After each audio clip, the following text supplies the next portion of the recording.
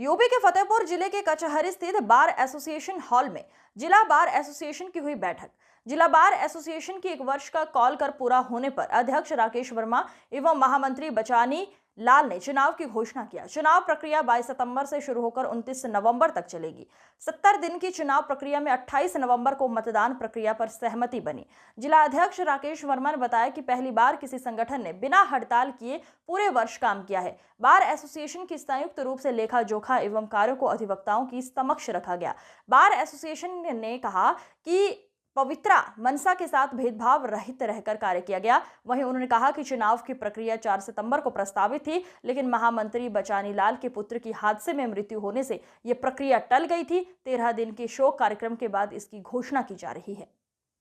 आज की खबरों में बस इतना ही। देखते रहिए TTN 24 न्यूज। नमस्कार।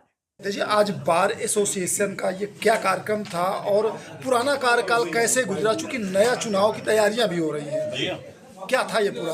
देखिए, ऐसा है कि हमारा जो कार्यकाल था, हमारे जो पूरे प्रदेश का हर प्रत्येक जिले का जो बार एसोसिएशन का चुनाव होता है वो सिर्फ 1 साल के लिए होता है। ठीक है, हमने 4 सितंबर को शपथ ली थी और उसी दिन हमने घोषणा की थी कि ठीक 4 सितंबर को अपना चुनाव घोषित कर देंगे।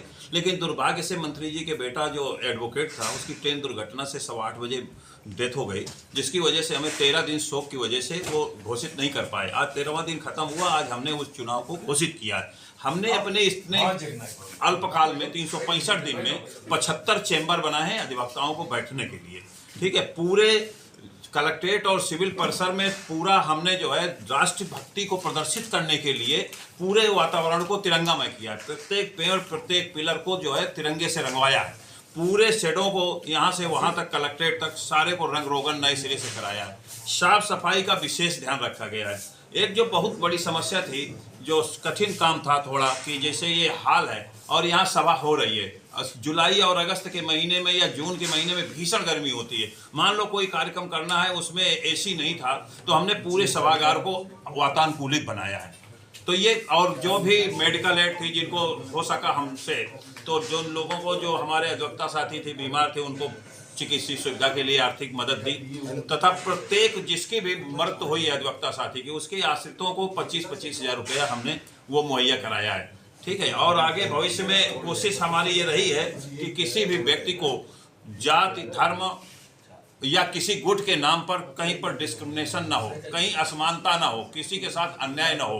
तो हमने अपने पूरे कार्यकाल में इस बात का विशेष ध्यान रखा है, क्योंकि ये हमारा जो ये कर्म भूमि है, यहीं सबको, प्रत्येक आदमी को अंतिम समय तक रहना है। तो कोई ऐसी चीज किसी बात को लेकर के, किसी चुनाव को लेकर के या किसी पद में गुरूर में आकर के हमारे द्वारा ऐसा कोई काम नहीं किया गया कि किसी की भावना को ठेस पहुंचे। और आने वाले लोगों से भी मेरी उम्मीद है कि, और पूरा विश्वास है कि वो हमसे बेहतर काम करके दिखाएंगे और एक आदर्श स्थिति पैदा करेंगे। अगर